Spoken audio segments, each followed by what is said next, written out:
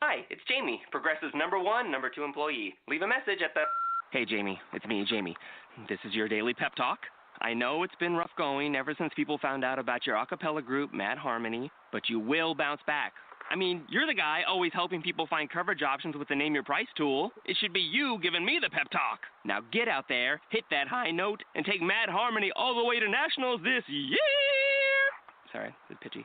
Progressive Casualty Insurance Company and Affiliates. Price and coverage match limited by state law. What in the world is going on in the tutoring industry? Do you wonder how to expand your tutoring business? Are you ready to take your tutoring business online? Are you looking to become a better tutor? Get ready for the Tutor Outreach Radio Show hosted by Dr. Alicia Alice Holland. This globally syndicated radio show is empowering you to move forward with your tutoring goals to manifest your dreams of building a successful tutoring practice. Coming to you live on Blog Talk Radio, this hit show is tailor-made to help tutors and tutor business owners worldwide.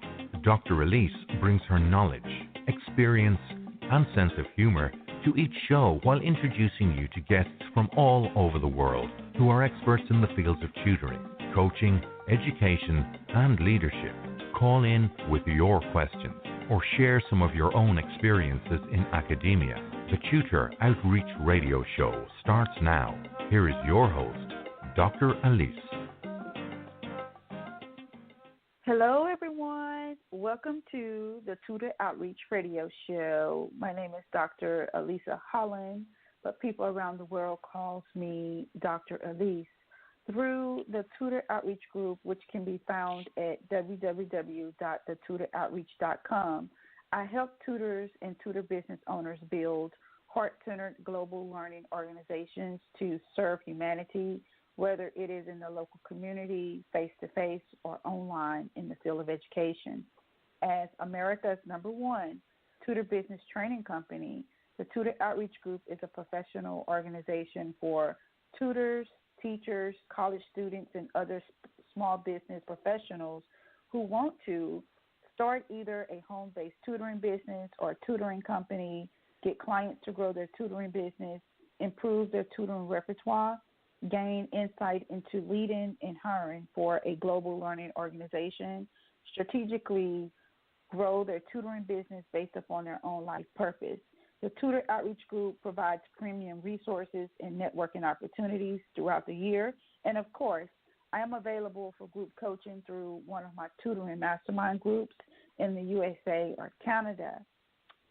Stay with us for the next hour and let us help you experience what is going on in the tutoring industry and just overall pearls of wisdom and intuitive insight as it relates to you on your tutoring journey.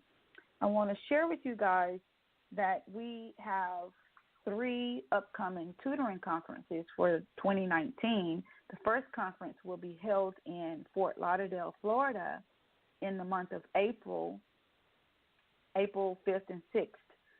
The second conference will be in San Diego, California, held in the month of July, and those specific dates are July 19th and 20th of 2019.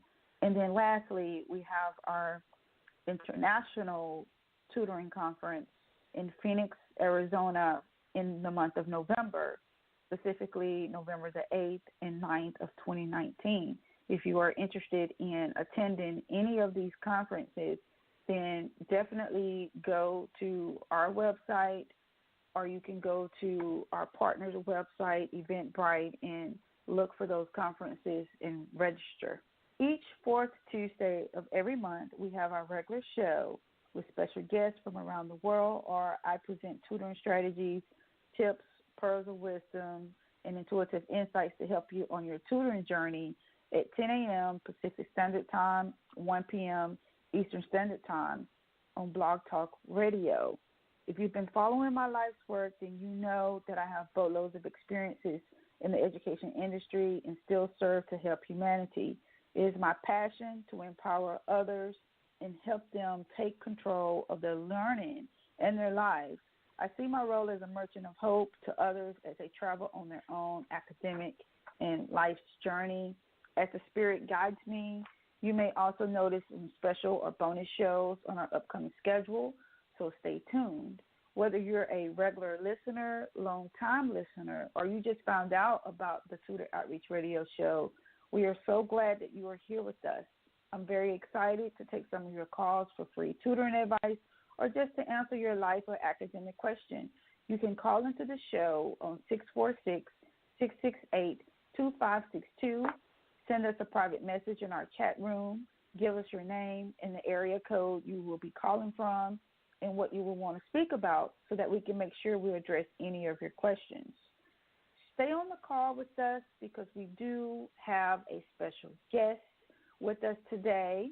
Our guest is a highly regarded educator, speaker, author, and doctor with his MD from Harvard Medical School, a master's public health from the University of Connecticut, a master's science, regulatory science from San Diego State University, and general surgery from Johns Hopkins University, and a former cancer surgeon at the National Cancer Institute, the National Institutes of Health. He considers himself a lifelong student who has mastered the science of learning. He is committed to teaching students and adults how to improve their study habits, grades, and learning abilities with his specialized techniques based on his scientific basis for improved learning. As a student speaker, presenter, and educator, he has presented his program in workshops at schools of all levels, from elementary through college, as well as for corporate audiences nationwide. He is the author of Cracking the Student Code, 101 Tips and Techniques to Raise Your Grades and Test Scores. So now, let's welcome Kern to the Tutor Outreach Radio Show.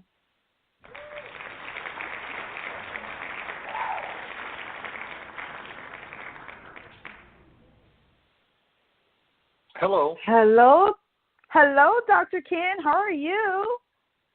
Hi, Dr. Reese. Thank you for that kind introduction, and I love the applause there. Very nice. Very appreciate that. Appreciate that very much. Thank you. Thank you. How's the weather? Beautiful, as usual, in San Diego. So it's a lovely day, as always. Okay. Well, it's bright and sunny here in Phoenix. So thanks so much for sharing.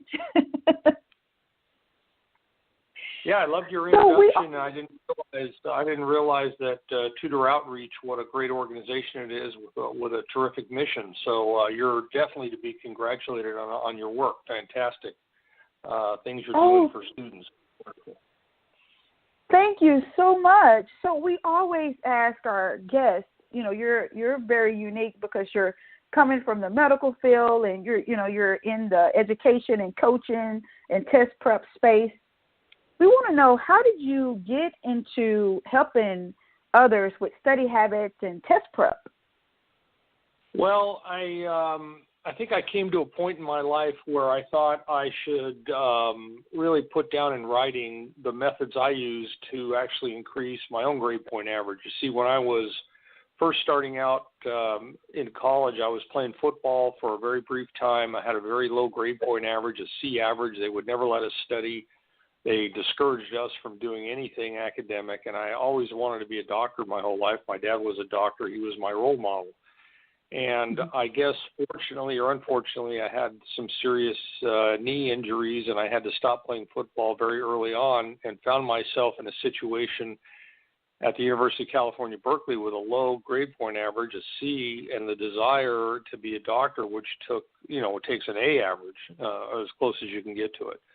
And I had an epiphany at that point, this is many years ago, that I had to buckle down and start using every possible method I could to raise my grades. And I was able to do it and get my grade point average almost basically straight A's in biochemistry, and that got me into medical school, and that started me down my life path of being a surgeon and then cancer training.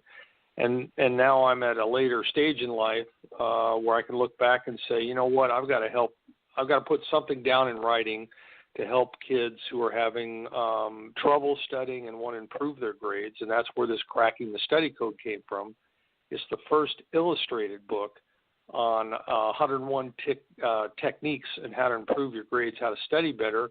It's all illustrated because I believe that kids that have some trouble reading or trouble studying, they're better visual learners. They could learn and be inspired by the illustrations in it. So that's how it came to be, and I'm hoping it will help kids at every level, all the way maybe middle school, in the very beginning of middle school on up, find something. Even if they find one thing in this book that can help them, it could make the difference between a lower and a higher grade score. And it's good for adults too, for people at all ages. Okay, so this is a great topic. Everybody can definitely learn how to improve whatever they're reading, whatever they're studying. So you believe study habits can be taught and learned? Yeah, I think this is the biggest misunderstanding people have is that somehow everybody will accept that, let's say, gymnastics can be learned, how to play baseball can be learned, how to play football can be learned. And for some reason, people think that how to study can't be learned, which is a complete fallacy. In other words, learning how to study is the same thing as learning how to, as far as I'm concerned, ride a bike, learn how to fish, learn any skill. Studying is a skill, and it's based on methods.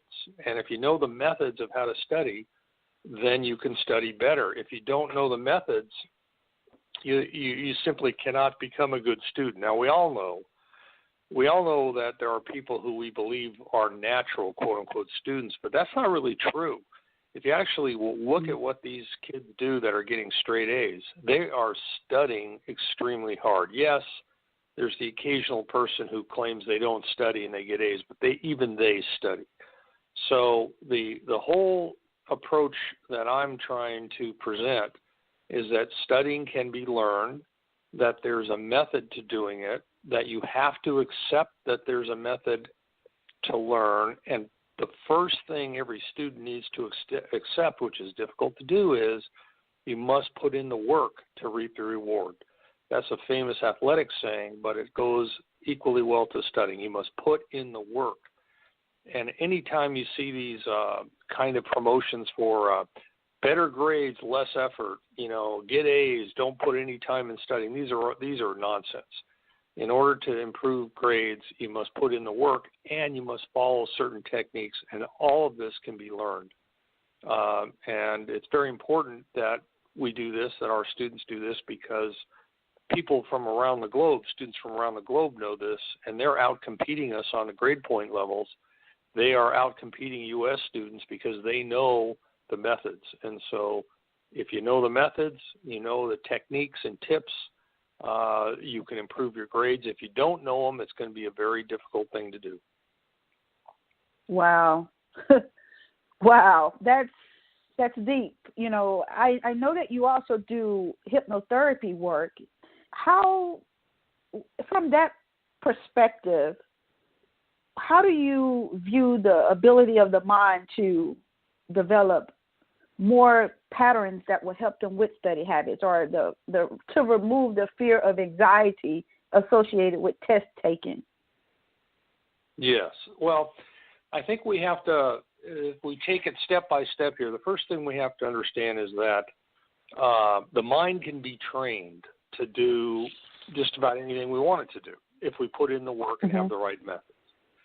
So anxiety for test taking is generally due to an underestimate of how the person, of the knowledge base the person has, and an overestimate of how hard the test will be. And so the typical anxiety situation just about anywhere is underestimating resources, overestimating the demands. And the way to get around that with test anxiety is to overstudy, to over-prepare over a longer period of time, to use special techniques, and in particular practice tests, repeatedly practice tests over and over again. And then what that does is it increases the person's feeling of resources, that they've seen the test before, that they've done tests before, that they don't feel overwhelmed by that. So their resources, they feel they have more resources. And at the same time, it decreases the fear of the demand of a test that it would be more difficult than expected. And I think what most people who have test anxiety, I think their biggest problem is that they're not taking enough tests actually to see that these things are not as difficult if they've done their studying as they could be, and they don't know the techniques that are required to get through a test. Because after all, a test is a puzzle. It is a deliberate attempt to confuse the student, a deliberate attempt to trip up the student who's taking the test.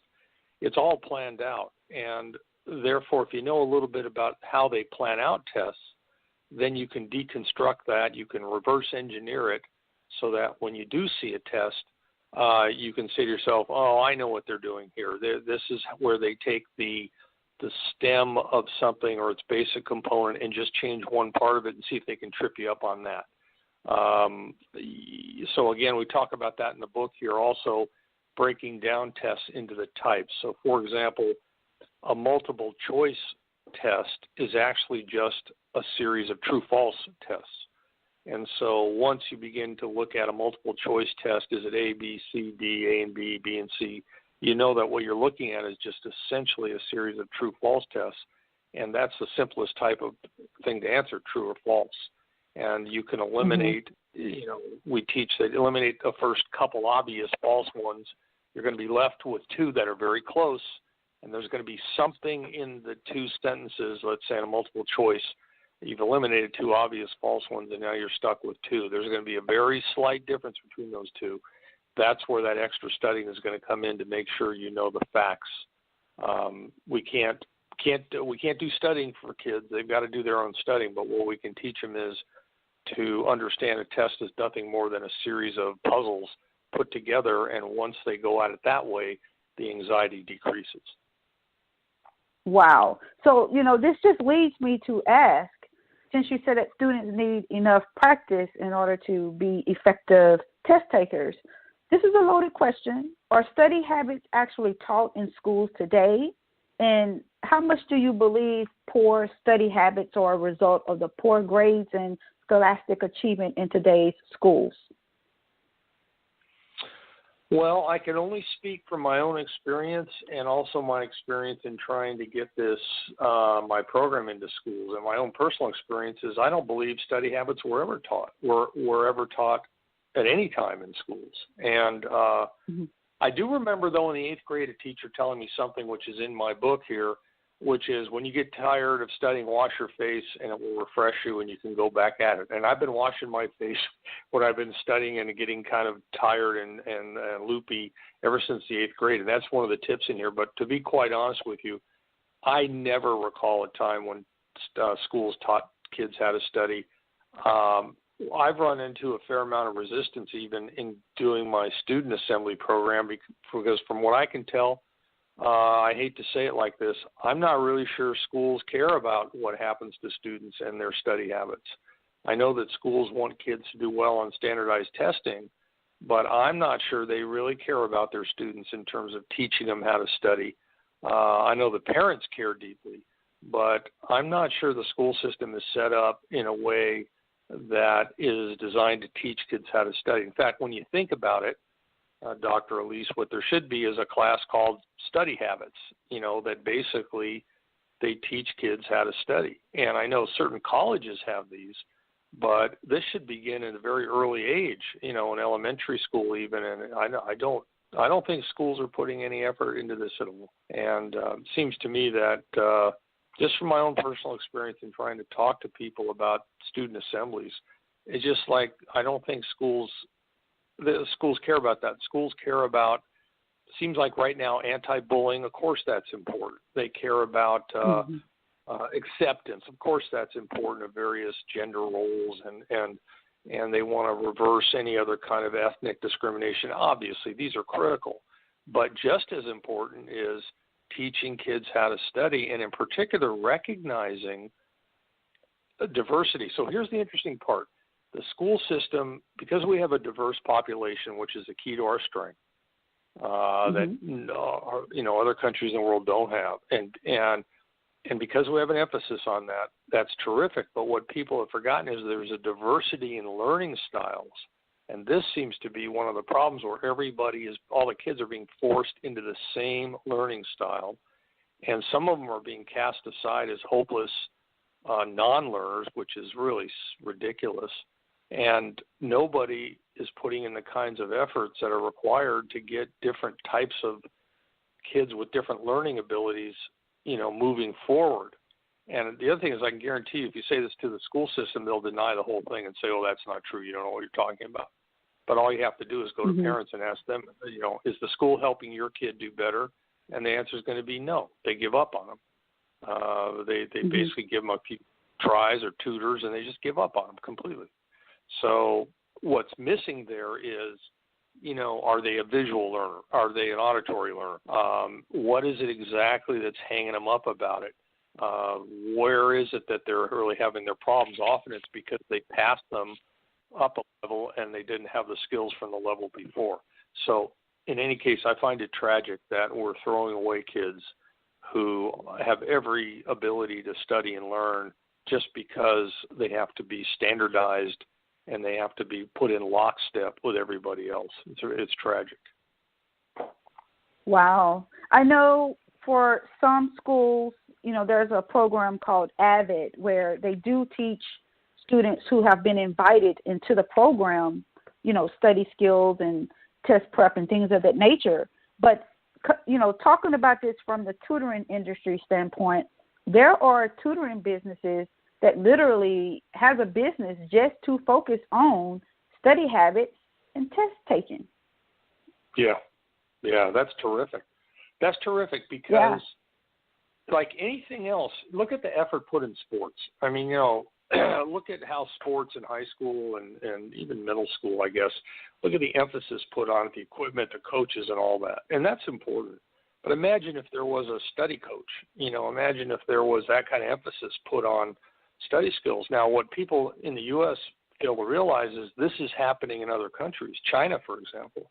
I mean, they have a national commitment to beat us in science, and they know what to do. You get a coach in there, just like a coach of sports, and the guy coaches or gal coaches the kids how to study, and they know that they have to do it, and they have the proper place to do it. And it's a unified approach, not particularly an independent one or a free one, but that's what's required. So in the tutoring business, I mean, that is a fantastic place to put the emphasis, which is on teaching how to study. A lot of tutors I know are asked to do the homework for the kid. The kid can't keep up. They can't learn French. They can't do the math. Will you do it for me? I understand that. That's an important thing to do. But on the other hand, a tutor who would teach how to study would be incredibly valuable. That would be kind of like, I remember the guy that taught me how to drive my Volkswagen a million years ago and taught me that when you're going uphill in a stick shift car and you're stuck at the top, you put the accelerator a little bit and you keep it in gear and it prevents you from rolling backwards. And I've never forgotten that. I mean, that's driver's ed. If there was test prep ed where you had somebody teaching these techniques, that would be invaluable. That's a great place for tutors to go. Wow. I really appreciate you sharing your insights about this topic with us. So what do you feel are the benefits of improved study habits and raised test scores? What kind of research has been available on this?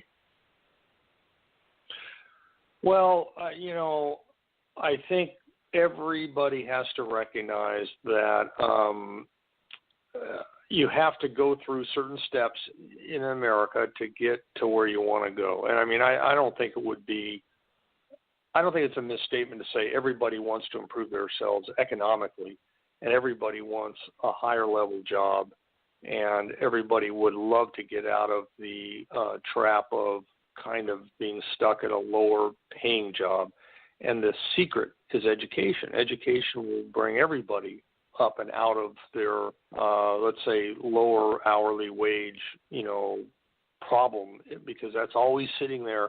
Anybody who doesn't do well and move up, has always got that thing to worry about, which is get stuck in a lower hourly wage job of every description.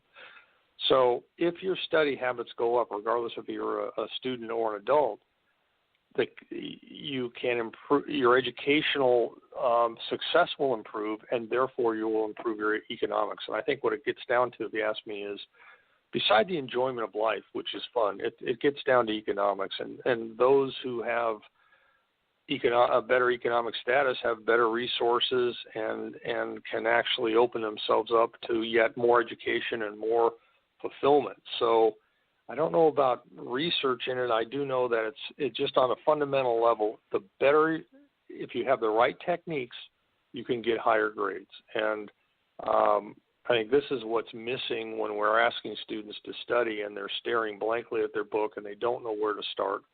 And they don't have the proper place to study, and they don't understand that studying like playing, let's say, I don't know, running track, you need a track to run track. Well, when you study, you need a place to study, just like you need a track to run a track meet. You can't just do it any place.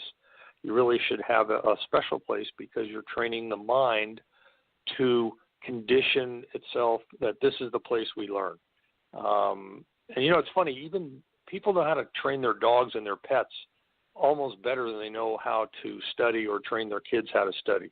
The dog knows when the owner acts like this, it's time for me to act like that. I get my treat. That's exactly the way the human mind works. In this table right here, when this light goes on and this pencil comes out, it's time for me to study. And that's part of what I'm teaching in this book, creating a study world. So that when you go into the study world, it's a metaphorical world. It's not real, obviously. It's a place. When you go in there, the mind switches to what we call the learning state.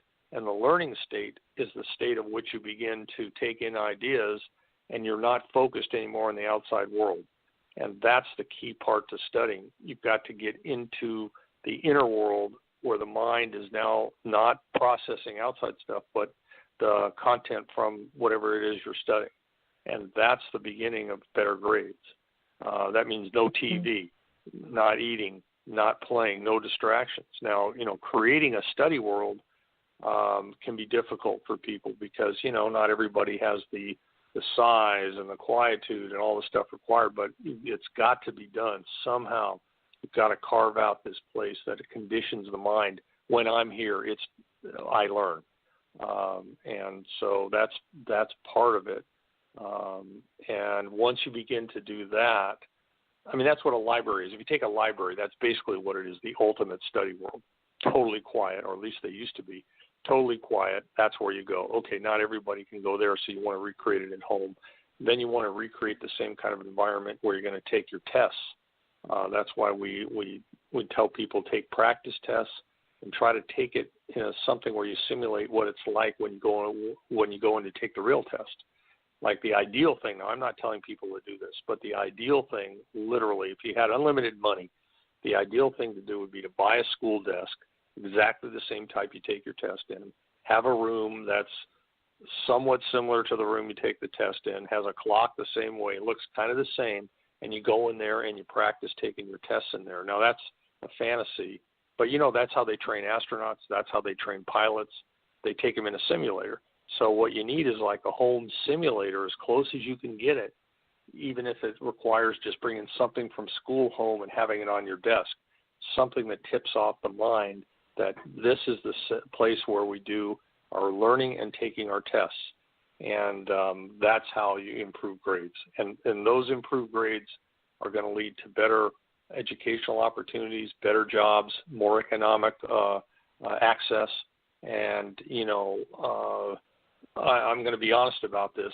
It's all about economics when you get right down to it. Maybe you don't. Right. Maybe people don't need to be multi-billionaires, but there is a level where you want to reach this level of economics where you can begin to explore the world and become free in a sense. And that's what we're telling students. Even study, learn, go as far as you can because you'll break free of economic bonds, where you'll get to a point where you can begin to call your own shots and study and explore and discover on your own. We're not telling you have to be a multimillionaire. What we're telling you is you want to break free of anything that's keeping you back by not being able to write your own ticket, in a way, your own job position, create your own future. Wow. As I hear and listen what you're saying, outside of academia, I do international life coaching work, and what it sounds like, and I think what you're meaning is if you train your mind to focus on the things that you would like to have, not having a fear of test taking, if you can train your mind to do that, then you're able to practically learn whatever you need to create money by living out your life purpose.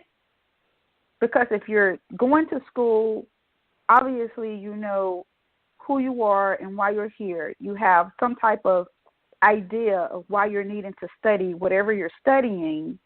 It will ultimately become a part of your life purpose. Is that what you're saying when it turns into economics?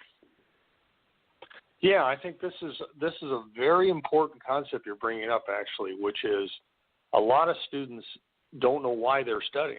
This is where it begins, actually. Like, why are we trying to get better grades? So, for example, in my case, I knew I wanted to be a physician, and I knew it took better grades, and therefore I had a motivation. And the reason I wanted to be a physician was not economic. It was I saw my dad love it. He had such a great time. He was always so happy about it. I'm like, I want to be like that, like happy and helping. And that looks great.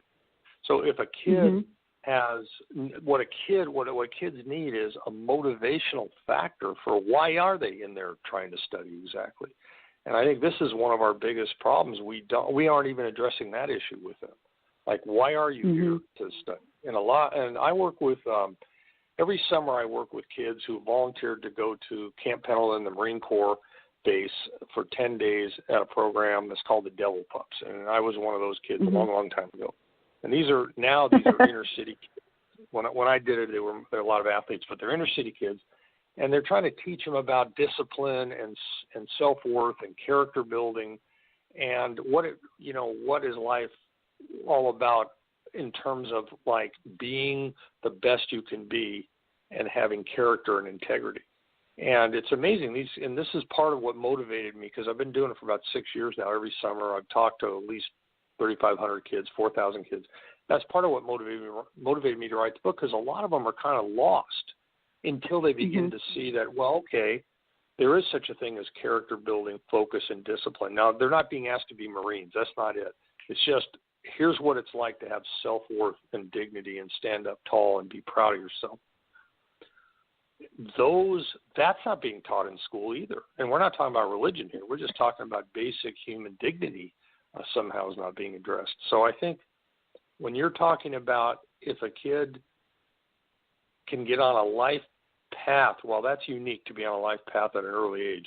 But if they can just be on a part of it, that, the reason they're getting better grades is to have better opportunities for themselves, and they understand that, then I think it's a lot easier. But, there are a lot of kids that are kind of spoiled, or they're just got an attitude that I don't know what's happened to them. Something's happened to them where they just don't feel as if there's anything worth studying for. And that's a problem. So, that's the first thing that has to be addressed, is that there needs to be a fundamental reason to get better grades. And that's a tough one. That can be a tough one, because how kids are. They can get an attitude. And, of course, if they're going to a tutor, they're already one step ahead of the game, because already they've recognized they need help, and they're already attached to somebody who can then begin to talk to them like this. So I think part of your tutoring programs, what a great opportunity to begin to set a role model for a kid and talk to them like a real human being, and not yell at them, and not act like mom and dad, and kind of treat them in that special weird way that you have to treat teenagers. And wow, what a great chance it is for a tutor to play a role in somebody's life that's far beyond what any school teacher could do, who has to talk to 30 kids and is burnt out and they don't really care. So that's why I said in the very beginning, when you introduced yourself, and this message of kind of having a purpose in life, and that's part of your tutoring philosophy, that's very unique. You rarely hear that. In fact, I don't think I've ever heard that. Most people would be just talking about tutoring, to get better grades kind of thing. But it begins Right. with a purpose when you out to it. Right. And I want to support you and just clarify for our viewer or our audience. You know, we are definitely not talking about religion. We're basically talking about the emotional domain of education, the emotional domain of students. And, you know, that's where self-worth and personal mastery and personal development, study habits, that's where it all falls in. The emotional domain. Right, exactly. I'm not talking about religion here, exactly. I'm just talking about the very core of a person of self-worth. And, you know, just imagine, I mean, you know this as a tutor, imagine the burden a kid carries around with them of thinking they're stupid because they don't do well on a test and everybody calls them stupid. And this is part of what we teach. I teach those kids in the summer, which is I don't care what people say about you. You're much better than anything anyone's ever said about you. And all that matters is how you feel about yourself. Now, obviously, parents matter. But again, what I'm saying is we're in the domain, as you say, of the kid who has been beaten down mentally because he's having or she's having some trouble getting past certain kinds of tests at school. And then they're labeled as dumb or whatever it is, and then they got to carry that burden around with them. And it's very difficult. And here a tutor could come in and reverse all that and tell them, this has nothing to do with being native intelligence. This is all about methods. In other words, that's what I teach these kids from a huge variety of backgrounds. It's methods. If you know the method of something, you are golden. If you don't know the method, you're lost. So forget about being smart or dumb or any of that other stuff. Obviously, there's a continuum. We're not going to worry about that. What we're going to worry about is, do you know the method of how to get an A? I mean, do you know what it takes? And even the fundamentals, you know, like there's some very basic fundamentals. How about these? You show up every day to class. Wow. You sit in the front row. Wow. You keep your mouth shut. Wow. You act as if the teacher's only teaching you. Wow. You do your homework every night. Wow. You turn it in on time. Wow. See, those are guaranteed ways your grades will go up because most kids who are having some grade trouble aren't doing those things because they may have had a bad experience, so they're going to sit in the back of the class. They're already got an attitude problem, so because people said they're dumb or whatever negative thing they've been labeled as. So, you know, the poor kid's struggling against forces that are beyond their ability to do it on their own. They need a team to help them. That's where the tutor would come in and, you know, just make the kid.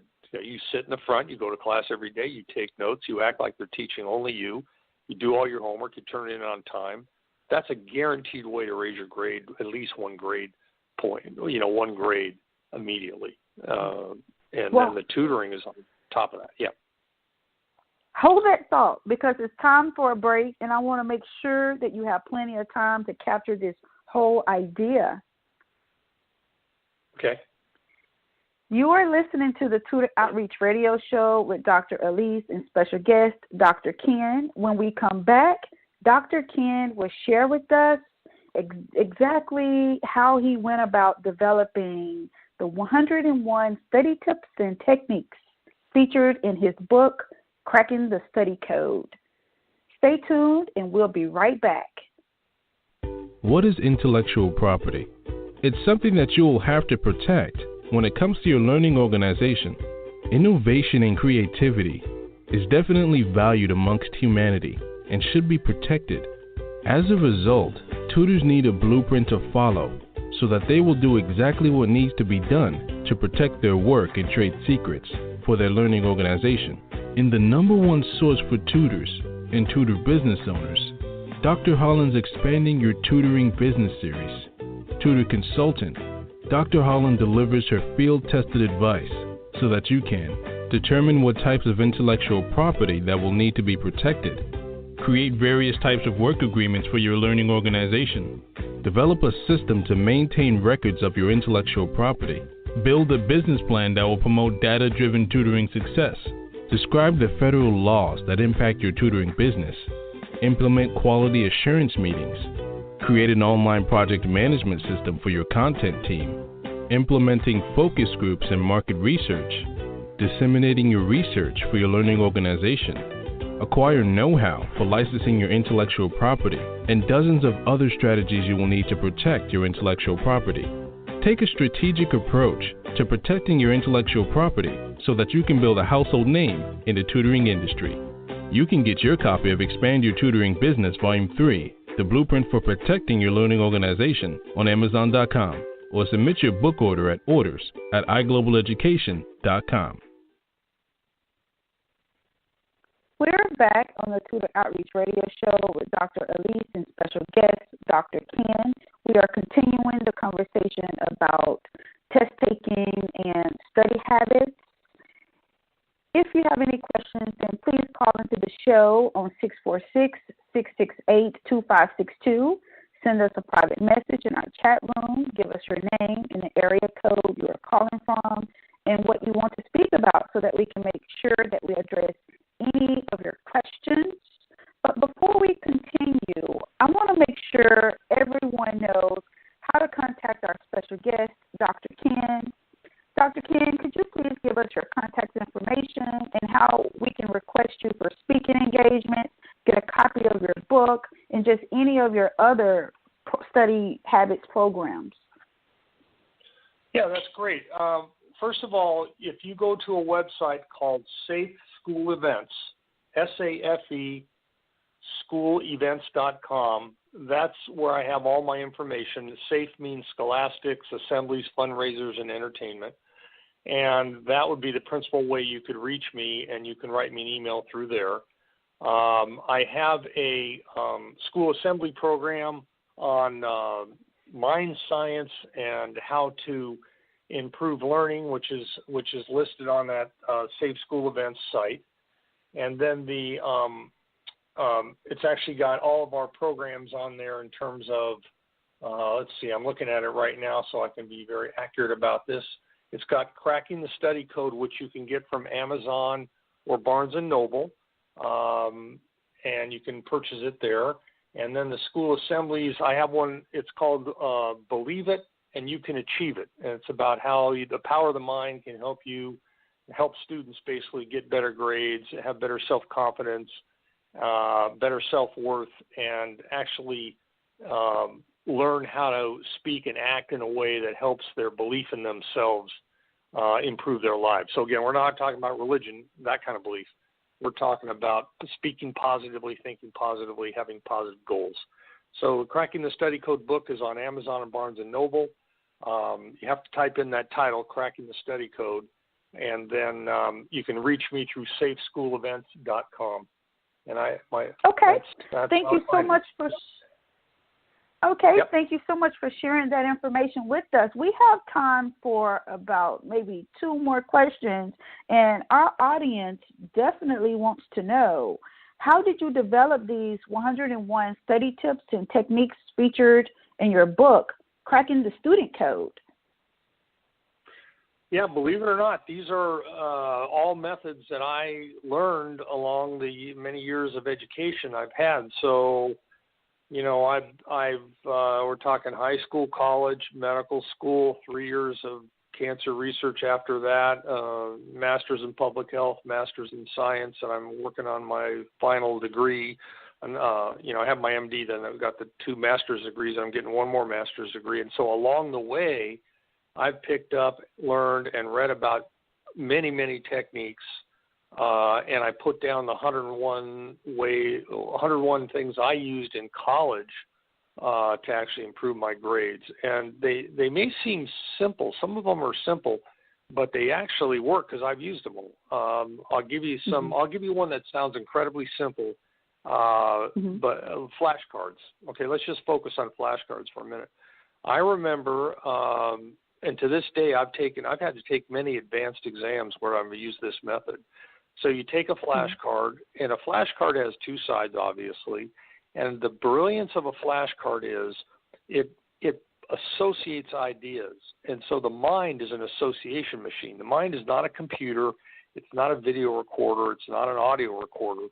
The problem people have in remembering things is that they don't understand the mind remembers by association. So it's not just going to remember a raw fact. it's going to need something to link that fact to, something you already know. So what you do is on a flashcard, you link two things together constantly. So on very complex exams, there's always going to be an exam that says a complicated word, let's say in science, of a certain kind of bond, and that bond, whatever it's going to be called, is always going to be linked to another word. So there might be chemical bond, and it would be, I don't know, non-ionic or something. And you just need to put one word on one side of the flashcard, one word on the other. And you keep running through those flashcards to build that association between words. Then when you get the exam, it just pops right up in your head because there's an association. So flashcards are good for association. They're great for vocabulary building, which is the secret to all exams in high school, vocabulary building. This is another thing students don't understand and aren't told, that like on the medical college admission test, I got a 99 percentile in the vocabulary and English part, even though I wasn't an English major, and I never felt as strong as the other kids who were English majors, because I memorized vocabulary words using a flashcard method. So I went through 2,000 flashcards with words. Front and back, the front word, back's the meaning. I got rid of all the easy ones. I came up with 200 words that were not that easy. I kept doing it over and over again, and I got a high score because in a sentence where they're asking you, is something like something else, if you don't know what those two things mean, you can't answer it. And that's a very typical type test question. This is to this, is that is to that. You need to know the vocabulary word. So that's where flashcards come in, vocabulary words. And even any sentence that needs an answer can be done with a flashcard. So that seems obvious and trivial and trite and old-fashioned and stuff. But believe me, it is the best way to study is to make your own flashcards. And what goes on them can be complicated. But and I've used them for all my master's degrees after my MD degree. It was complicated stuff on the flashcard. It still worked because, boom, there was the test. Bang, there was the root of the question, and there was the answer among the four because I remembered it from the flashcard method. So you asked how I developed it. It came from my own personal experience of using this kind of stuff. Mind mapping is another one. Very commonly, a lot of people know what a mind map is. Some people don't. It's I used to take notes with it. It's a way of taking nonlinear notes where you put the concept in the middle and draw branches like a spider web that comes out of it. And then you can see everything on one page rather than trying to flip through. That's another very, very sort of like people don't take it seriously, but it works brilliantly. Then there's like for younger kids, there's physicality. So we tell younger kids when they come to a hard word to stand up and say it out loud. Now, believe it or not, when a kid stands up physically and says something out loud, it actually fixes it in their memory because it's not just the cognitive part, but it's also the physical part. So we try to tell kids, if you come to like you're reading and there's a tough word, stand up and say it out loud. And actually, if you got younger kids to move and do physical actions while they're learning, they would learn better. Then if they can't, when you come to, yeah, go ahead. Thank you so much for sharing that information with us. They are telling me we're running out of time. Oh, it was so much fun. I know. You are full of wisdom. We are so grateful to have you on the show, and we hope to have you on the show in the future. Anytime. And, I want to thank you for you gave me more time, I think, than you had planned. I really appreciate it. I love your mission. I think you're doing a great job. And anytime you want me back, just let me know. And I want to thank you and your listeners. It's been a pleasure. Thank you so much, Dr. Ken. This is Dr. Elise with Dr. Ken. We're going on a quick break, and when we return, I will share with you some messages from the Spirit and intuitive insights from the angels, so stay tuned. Wondering what to grab for a quick breakfast? The answer is a Quick Trip breakfast burrito for $2.99, because burrito is the answer to all life's questions. What's the square root of 791? Breakfast burrito. Truth or dare? Breakfast burrito. Are aliens real? Breakfast burrito. What's the forecast? 100% chance of breakfast burrito. Odd or even? Breakfast burrito. The QT Breakfast Burrito, fast and delicious for just $2.99. QT, more than a gas station. Studies have shown that word of mouth is one of the most trusted ways to get the word out. So to tell you about McDonald's $1 any size coffee, soft drinks, and sweet tea, here are 3 mouths. McDonald's has small hot coffee, soft drinks, and sweet tea for just $1. Hey, have you heard that McDonald's has medium hot coffee, soft drinks, and sweet tea for $1? Large hot coffee, soft drinks, and sweet tea are just $1? Yeah, I heard about that. In case you haven't heard, any size hot coffee, soft drinks, and sweet tea are just $1 on McDonald's $1, $2, $3 menu. At participating McDonald's for a limited time. Cannot be combined with combo meal. Learn the secrets to awaken your own financial genius. Mark Jackson II has written an Amazon International bestseller, Read Me or Stay Broke. This gripping story does the impossible marvelously. This book entertains and educates the reader. The book transforms the reader with an emotional journey filled with dynamic financial discoveries. In an effort to pay his dying mother's medical bills, Josh has burned the candle at both ends for far too long. In a last-ditch effort to stay afloat, he works even harder while his boss is breathing down his neck. Exhausted and desperate, Josh comes to a simple realization. He is broke and out of options. Until one day, a mysterious woman offers him a challenge. Her company offers him the chance to learn the powerful money secrets of the rich secrets that have built fortunes for centuries, but were always hidden from the public. But there's a catch. If Josh can complete the challenge, his mother's bills will be paid in full. Fail, and she will die in death. In his darkest moment, Josh agrees to the challenge. You will learn side by side with Josh as he is exposed to the 7 mentors: savings, debt, credit, taxes, business, stocks, and real estate investing. The 7 keys to wealth building. To save his mother's life, all he needs to do is listen, learn, and apply the secrets from each lesson. Will he be able to learn all the secrets in time? Can he complete the challenge in time to save his mother? This powerful story will keep you on the edge of your seat. You can get your copy on Amazon.com. Do you want to stay connected to Mark Jackson II? You can find him on Facebook under Mark Sweeney Jackson or www.facebook.com/Mark Jackson 2. And read me or stay broke at www.facebook.com/read me or stay broke. Mark 2 is also on Instagram under Marks Jackson 2 and read me or stay broke. Lastly, you can find him on Twitter under @MarkJackson2. We're back on the Tutor Outreach Radio Show with Dr. Elise. While we were on break, I intuitively selected a postcard from the Spirit using Colette Baron Reed's system. Let me share with you those insights as well as some intuitive insights that I also got. Dearest you, there are times you get lost but refuse to see your part in things. Happens to everyone. Something feels familiar but sort of off. If you're feeling confused, it's best to throw away that map you're using, which only lets you navigate based on your past experiences. That isn't what you need right now. Instead, take a deep breath and open to the truth. A desire to stay in denial means that part of you doesn't want to be responsible for the pattern that's shown up in your life. Yes, this is the right time to wake up and start again. By the way, you will always get another chance. You have unlimited chances to start again. We love you so much. We really do. Be gentle with yourself. Coming out of denial is like being temporarily blinded by super bright lights. Allow your eyes to adjust. Carry on, special one. A beautiful life awaits. Loving you so, so much.